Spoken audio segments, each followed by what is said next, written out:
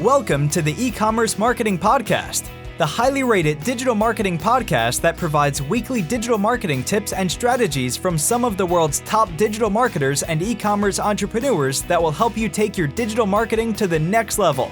Sit back and enjoy this power-packed episode hosted by Arlen Robinson, who is an e-commerce entrepreneur and digital marketing expert with over 20 years of experience. Hey, e-commerce marketing podcast listener. Are you looking to increase traffic and sales to your website? You can do this by launching your own affiliate program. Just visit getosi.com and sign up for a free trial today. That's getosi.com. Now get ready to hear from your e-commerce marketing expert of the week as they drill down to give you details on marketing strategies that can help grow your business. Welcome back to the Ecommerce Marketing Podcast, everyone. My name is Arlen, and I am your host. And today we have a very special guest, Jason Byer, who is Head of Marketing and Partnerships at crowdspring.com. Welcome to the podcast, Jason. Hey, thanks, Arlen. Great to be here. Yes, thank you for joining me. I'm really excited to talk to you today. We're going to be talking about something that I know your company is heavily invested in, which is brand identity. So we're going to be talking about how to build an effective brand identity, which is a key thing these days, especially because with e-commerce at the level that it is right now and so much competition, if you don't establish a specific brand identity and set yourself apart from your competitors, you can kind of get lost in the kind of the muck of businesses that are in your category. So I think it's going to be a hot topic for us to dive into. But before we do get into all of that, why don't you tell us a little bit about your background and specifically how you got into what you're doing today? Absolutely. So, I'm going on over a decade now in marketing and partnerships. And really what I've liked about this side of the business is you're in charge of bringing in the revenue. You're in charge of bringing in the clients, right? And that's an exciting part of that business.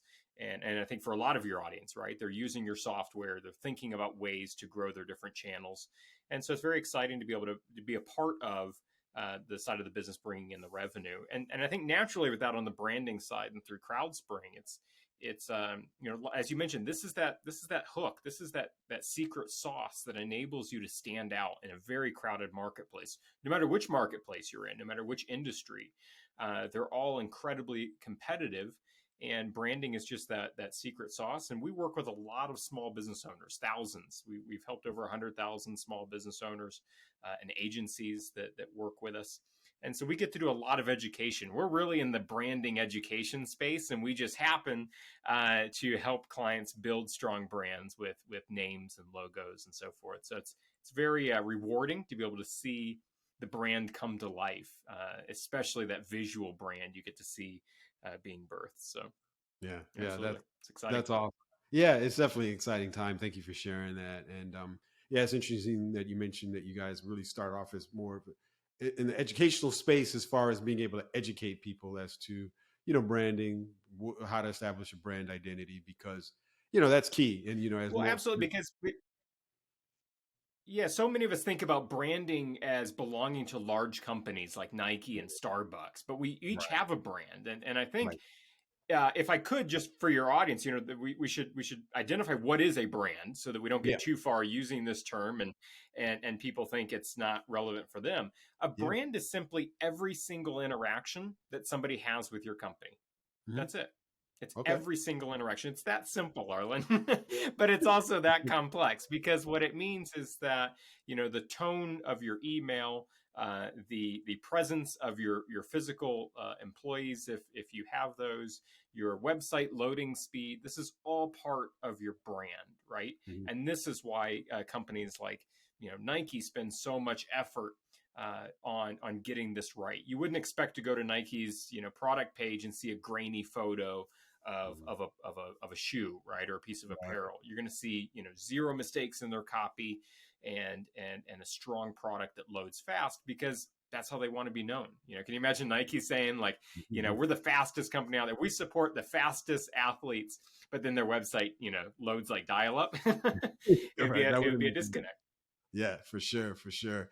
Yeah, thank you for breaking this down and giving us that basic definition. And that's really what it is. Like you said, every interaction that you have, somebody has with your brand is with your company. That's the brand. Any type of messaging, anything that they see related to your company is your brand, and that's of course relevant to any business.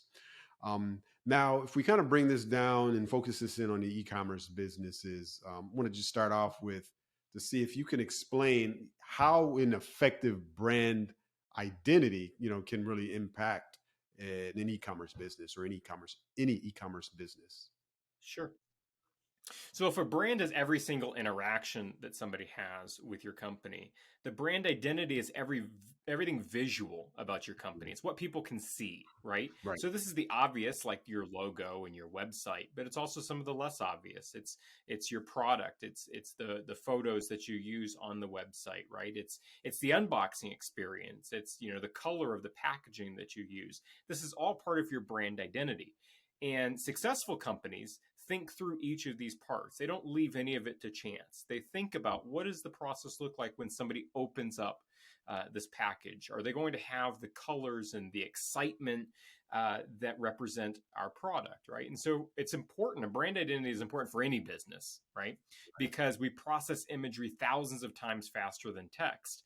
And so we want to be able to use this visual language, this visual shorthand, to communicate what our brand is about, who we serve, so that somebody says, okay, I'm in the right place and I'm excited for this service or this product. So it's important for any business. It's especially important for an online business like e-commerce, because you can't touch the physical product. You're making a decision to part with your hard-earned money and not being able to see this. You're now, Amazon and companies like this have made a little bit of this a little bit less trustless, meaning, I can try it out. And if I don't like it, if you lied to me, I can send it back fairly easily.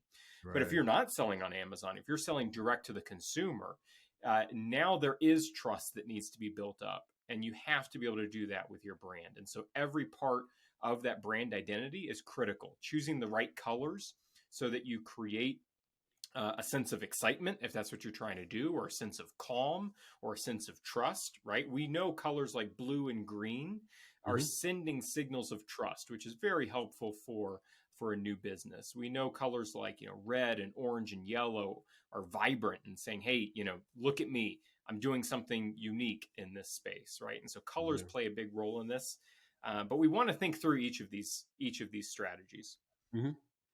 Yeah, and I'm glad you mentioned the trust factor, because that's really huge. And establishing yourself or your brand as trustworthy and being an authority on a particular area is key. I know personally, you had mentioned Amazon, of course, and for someone, we always have to, I think, address the elephant in the room, which is Amazon, because I think if you're like me, most people are like, I would say a good percentage of what they order online is probably through Amazon, just because of that convenience factor that they have.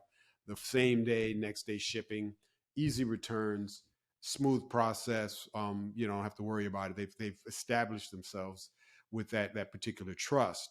So for someone to step out of their ecosystem, deal with an e-commerce brand directly, that definitely says a lot. And that's why I think like you said, trust is a key factor. For me personally, there's of course things that I purchase outside of Amazon, but when I do select those companies that I tend to do business with, and I want to do business with outside of Amazon, they have their own, direct to consumer website. It's something that, I've kind of vetted a little bit. I kind of know, all right, before I purchase, when I can expect the product. I'm comfortable with that. I know the return policy. I may have taken a look at some of their ratings, their testimonials, and with all of that all those things kind of set me aside, or give me a little bit of ease. I look at their Google reviews. I see all of that, and all of that really kind of paints a picture and helps me in the decision-making process. And I'm sure others, it's the same way. So yeah, the trust is really key. Absolutely. Yeah, what I wanted to really kind of get at next is wanted to see if we can kind of break it down, and wanted to see if you could define some of the key components to consider when you're building an e-commerce brand identity? What is this identity made of? Absolutely. Well, let's start with the top and kind of work our way down, right? So it starts with your name, right? It starts with the name of either the company or the product, right? And so we've helped entrepreneurs create product names and company names, thousands of them. And so we get to see this process. We get to see the owner come to us with a name and say, "Oh, I'm kind of married to this name, but I'd like to see, what other options are out there." Typically, business owners are terrible about naming their own companies, right? So we really need to get some outside input on this. And so if you're married to a name, it might not be the best name. And so you want to be able to see what your options are. It starts with the name because the name is how people are going to remember this product. It's the name that they're going to use when they share it with friends and family. Are they going to want to? Are they going to be embarrassed by sharing this name with somebody else, right? Your name is that opportunity to start talking about your brand. Are you, we're going to get into brand voice at some point in this conversation, but this is that brand voice. Is it meant to be a symbol of trust and security, or is it meant to be a little bit cheeky and kind of fun? Is it supposed to be, a little bit more serious?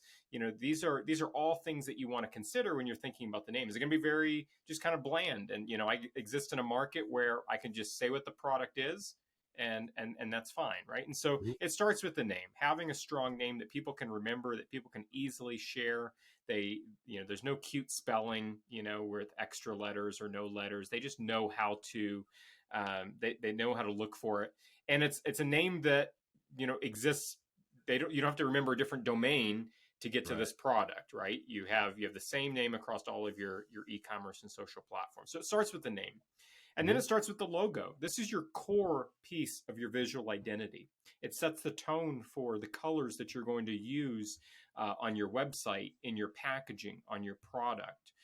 The logo needs to be versatile. We've got to think about the logo size as something that can expand or shrink down on your packaging, on your social profiles. We've all seen the social avatars, the image on your the small box on your social media page where the logo is kind of truncated, right? And you only see in like the middle part of it. That doesn't send a lot of trust. You don't see Nike or Starbucks, with truncated images. They have logos that scale nicely to fit that space. And we've got to think about that for our businesses as well, especially when we're selling physical products, because now your logo could be on a much wider variety of different types of materials. Yeah. You also need something that looks good in monochrome. Monochrome is your two color, your black and white. And so you want a logo that looks nice so that you can put it on a different background. Again, thinking about the wide possibility for an e-commerce, different material, colors that you're going to be putting this on. You want to make sure it looks great in monochrome. One thing we find with free logos or artificially generated logos is that they tend to use a lot of generic elements. And a lot of times what happens is when you remove one of these generic elements, in order to make the logo fit the space better, you lose all meaning, right?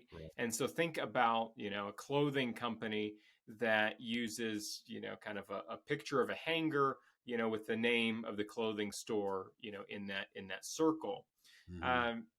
That doesn't say much. It's not very unique just on its own. So forget the fact that it's, if you remove a part to make it easier to read, you just lose all association with the brand and their industry. But there's lots of e-commerce stores that sell products that fit on hangers, right? It's not very memorable. And so what we're looking for is logos that are designed specific to your business, specific to your brand.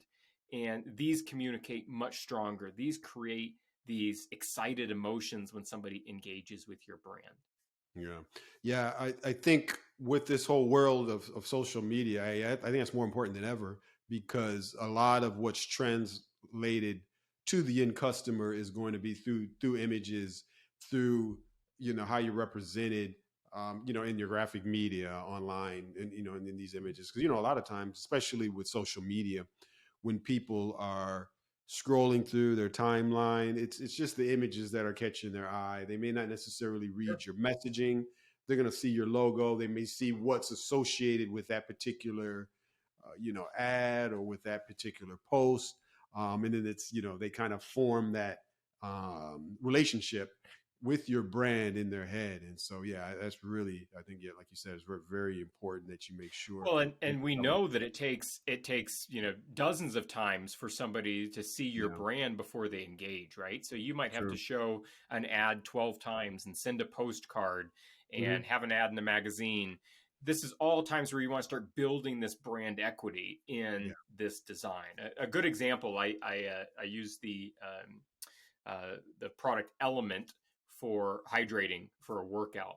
And they're science backed is what they claim, for their product. Andrew Huberman, big science podcaster, backs them, and Andy Galpin and others. What they've done with their logo is they use it's kind of cute, so it breaks the rule about the being cute with your name, but their name is actually LMNT, so it's element as just kind of the consonants. But they did their logo as like a periodic table of the elements, where it's science backed. You think, okay, this is grounded in science and technology, and so these are the ways where it's specific to them. That's very different than if they just did, their name, element, and a salt block for hydrating and getting your trace minerals in. So yeah, that's a great example, and thank you for pointing that out. And you can quickly and easily see that, like in their example, how that's, that logo, which is, kind of like a periodic table of elements, or that element, is directly related to what their claims are as far as the science-backed, research that's been done on what they do. You can see how if you're going to one of these sites that's, doing the free logo generating sites, where, if you go that route, yeah, I mean, obviously, that's just spitting out a modified template, if you will, and that's not necessarily. We got a very strict policy at crowdspring.com that we do not allow stock art and photography in our custom designs. Our designers are immediately removed from the platform. I mean, look, these are already affordable enough. It's not like you have to spend thousands of dollars for a custom logo. They start at $2.99, and so this isn't like it's going to break the bank. To get something that's custom and designed specifically for your business. So it's absolutely essential. These are the foundational elements of your brand identity, which is your name and your logo. And then if we want to move to finish the rest of your question, if we want to move from there, with e-commerce, really the next step is the packaging, right? It's that opportunity, that unboxing. How are they going to feel? One of the obvious ones is frustration-free packaging, right? I hate when I'm excited for a product that I've been waiting for, and it's a pain in the butt to get into, and now I'm associating this negative feeling with the brand, and that's never nice. But what else with the packaging? Do the colors create excitement? Do they build on this excitement? Do they, does it feel exclusive? Is it a full black box with gold lettering? Do I feel like, I'm in the club, I've reached, I've reached the pinnacle here. And so colors and packaging and how it interacts with the product plays a big role. And one thing we could say is even the product design itself. So the product design itself will speak to your brand. So we actually do a lot of product design, physical product design that folks go. We've worked with Amazon, we've worked with AliExpress and their manufacturers, where they go and build these products. And the product that you design should speak to your brand. If your brand is trying to be innovative and sleek, you want that into your product. I mean, the obvious example is Apple, right? They have a very sleek product. So regardless of whether, the insides of the Apple product are better or worse than a competitor, they've positioned their product themselves to do a lot of the marketing to say, look, we're a premium company. Just from the outside, you can see that. Yeah, for sure. Yeah, and it definitely translates to the packaging. Packaging is key. And even just looking at Apple, I'm thinking about all of the Apple products that I purchased, the iPhones that I've had over the years. Their packaging is definitely unique. You kind of can set it apart from almost any other type of packaging, for sure. It just continues that excitement, right? You're obviously excited. You're excited at checkout when you purchased it. There's some anticipation. It shows up and you open it and it's fully charged and it's just presented nicely. It's right there. Yeah. We've got to think about these to build that positive recognition with the brand. Yeah, definitely. Now, I'm always a huge advocate, and I'm always looking to see how I can learn and how businesses can learn from the mistakes of other businesses. So I wanted to see, what are some common pitfalls that you see in building an e-commerce brand identity, and, how can these pitfalls be avoided? Absolutely. I think one of the most common ones is just waiting too long, right? Okay. There's that Chinese proverb, the best time to plant a tree was 20 years ago. Second best Right. time is today, right? When you think about the cost for bad design, Mm-hmm. it far exceeds the cost of just getting it right the first time, right? Mm-hmm. Because what happens is you're just missing opportunities. You're missing opportunities to sell the product. You're missing the opportunities for investors. You're missing opportunities to sell the company. You're missing opportunities all along the way. And so I think there's this mantra of, move fast and break things. And, that works, I think, for some businesses, but you have to think about what are you trying to do and what does your competition look like? You want to make sure that you are investing early. And again, when I say investing, we're talking about a couple $100s on Crowdspring to get a custom design. It's not like Right. you're spending thousands. Right. And so the earlier you can do that, the better to be able to start building that brand equity. You don't want to wait years to be able to do this. And so, if your company looks like it's 30 years old, people are going to think you're just stuck, in the past. And what we want is we want age to be on our side. We want people to say, you're a mature product. You have trust. I want to work with you because of this. We don't want somebody looking at our age as a hindrance, saying, wow, you're not really innovating. I don't really know, if you're going to be here, you're not really investing in the future. So are you going to be here tomorrow?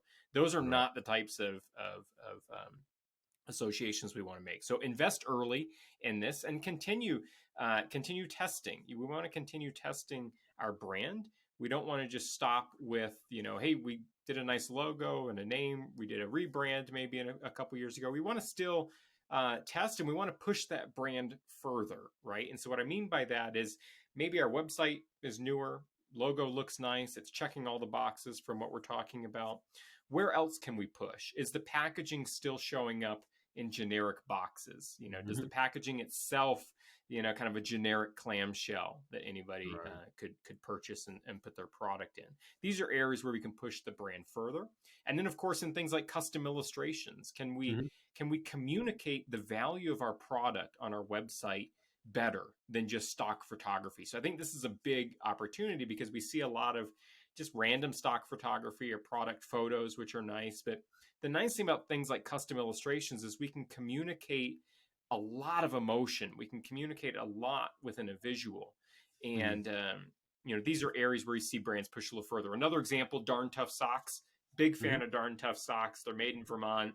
They have a lifetime warranty. Every time you get a hole, I send them in and they send me a new pair of socks. Okay. On the page where you submit your socks, this is kind of an exciting moment. I don't know about you, but for me, New Sock Day is like the best day of the year. My girls get all they think it's weird that I get so excited when new socks show up. And so when I go to the website to submit this form, right, there's kind of some excitement. There's some anticipation. I've got all these memories that, put all these holes in these socks. Now I'm getting new ones. On their page for the order, they show like all these socks with these old stories. You can just tell because they're all worn out. And they've pushed the brand further than just having, I think what the majority of us would do is just have a page on our website that says, hey, fill out this form, get your new socks. Darn Tough is trying to push this brand a little forward to build that trust, to build that excitement, to say, look, we know it's unusual that a company would stand behind a lifetime sock guarantee, but here's basically the testimonials. Here's our buckets of socks that we're getting back at. So these are fun areas and ways you can push the brand further.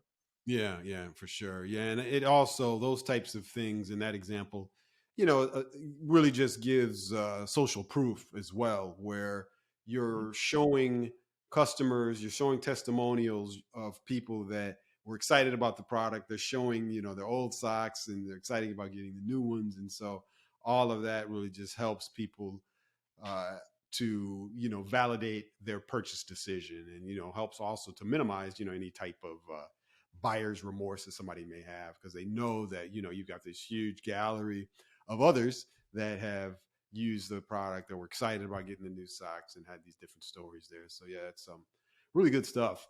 Well, Jason, as we get ready to wrap things up, I wanted to see if you could possibly share some other examples of successful e-commerce businesses that have established a solid brand identity that you've either dealt with directly in your business, or that you're just familiar with in general. Absolutely. We've talked about a couple examples already, but a couple more is we worked with this company called Asabasa Spice Company. Mm-hmm. And they were on the East Coast, and they had, goes back to the importance of naming, right? They sell spices, right, both online and in stores and through retailers. Their original name was Artisan Spice Company. Okay. Not very memorable. Just sounds like, something you'd find on the shelf. They actually got a cease and desist letter for infringing on the intellectual property of somebody else. Okay. And this was actually a blessing in disguise for them, because it was a terrible name and it forced them to reconcile this and create something more unique. And so one of our creatives on Crowdspring named the company Asabasa. On Crowdspring, you get dozens of different custom names or designs to pick from. And you get to unlimited iterations, and you can give some creative feedback. You can say, hey, here's the direction we want to go. You see the designs or the names come in. And then from that process, you give feedback and say, oh, I like this direction, or let's stay away from this direction. And so one of the names that were submitted was Asabasa.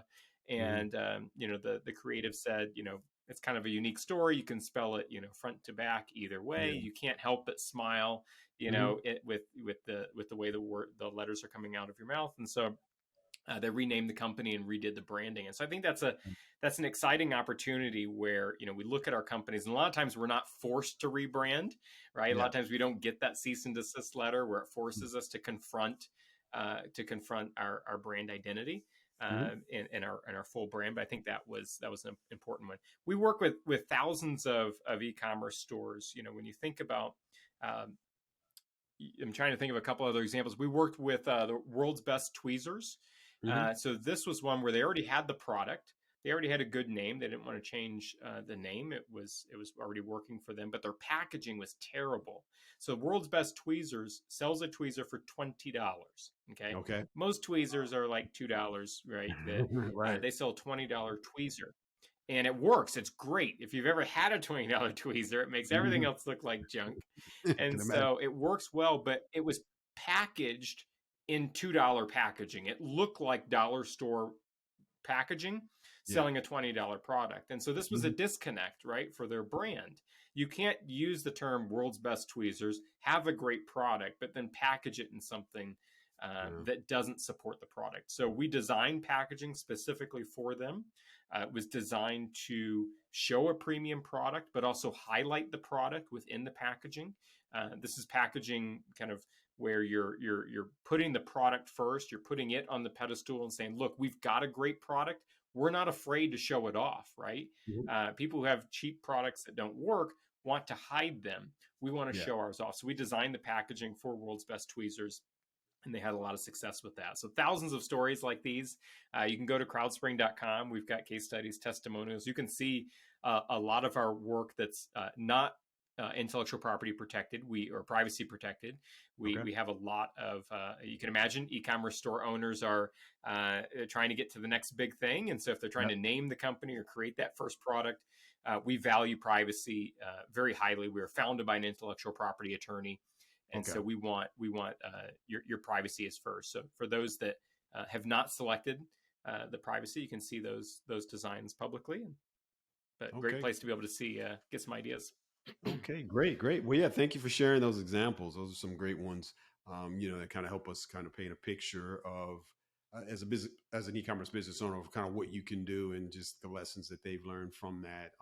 The rebranding, and a lot of times, like you said, brand owners, you may have come up with the brand identity, the logo, the slogans, and sometimes it's hard to part from something that you kind of birthed. But yeah, you got to look at what's going to be best for the company, and don't necessarily get so attached to an identity if it's not working. You got to really always revisit things and keep things fresh, for sure. Well, Jason, it's been awesome talking to you. Definitely learned a lot here, and I know our listeners and viewers have as well. So this was a great conversation. But before we do let you go, I always like to switch gears so our listeners and viewers can get to know you just a little bit better. So if you don't mind sharing one closing fun fact about yourself that you think we'd be interested to know. Oh, sure. Well, you and I were talking before we hit record. I live in Cody, Wyoming, outside of Yellowstone. I'm surrounded by 8 million square miles of nothing, and that's how I like it, to be able to spend time after work with my girls to just spend time in nature. And yeah, I did an Ironman sponsored by Sam Adams. So an Ironman is a pretty long day of working out. It starts with a 2.5 mile swim, a 112-mile bike, and then a marathon at the end to cap it off. So wow. That was fun. And being sponsored by Sam Adams was fun because everybody's sponsored by like boring bike parts or shoe companies. And people were excited when the beer guy was running by. Yeah, I can imagine. Well, yeah, that's some good stuff, man. Thank you for sharing that. And it's hard for me to kind of wrap my head around 8 million square miles. What was that? I'm sorry, 8 million square 8 miles. million square miles. Just mountains and woods. Yeah, that's a lot of wide open space. I mean, I just can't imagine kind of just being out there, the different wildlife that you possibly will see, and just the calm and peace and the serenity that you would have being so apart from a major city. And I can imagine, on a clear night, stargazing would be pretty awesome there with, Oh, it's beautiful. You can see the Milky Way. Yep. Yeah, that's awesome, man. That's some good stuff. It's definitely on my bucket list. It's one of the places I'll definitely have to visit at some point and, see if I can experience all of that firsthand for sure. Well, Jason, thank you for sharing that. We'll definitely appreciate that. And lastly, before we let you go, if you don't mind sharing any of the ways for our listeners and viewers to reach you directly if they'd like to pick your brain any more about brand identity. Sure. Jason at crowdspring.com. Okay, great. Well, just encourage people to shoot you an email if they want to pick your brain, or if they're interested in what you guys at Crowdspring have to offer. Definitely encourage them to check you out. Definitely sounds like you guys know what you're doing and, have based what you guys do on solid research, solid education, which is always good to hear. Oh, perfect. Right. Well, thanks, Arlen. It's been a pleasure talking. Yeah, it's been a pleasure. Thank you for joining us today, Jason, on the Ecommerce Marketing Podcast. Thank you for listening to the Ecommerce Marketing Podcast. If you've enjoyed this episode, be sure to rate, review, subscribe, and share it with everyone you know. Are you looking to take your digital marketing to the next level, but are tired of weeding through countless YouTube videos with unproven and untrusted marketing strategies? Well, we have the answer for you. The More Sales Every Month online digital marketing course. In this information-packed course, you will learn effective keyword research, link building, content marketing, and much more to attract and convert your site visitors into paying customers. Just go to moresaleseverymonth.com and sign up today for a low one-time fee. In addition to this power-packed course, if you would like to get access to a growing repository of digital marketing articles, PDFs, and ebooks, check out getosi.com/resources and opt in to get full access to our library of priceless marketing information to help you take your digital marketing to the next level.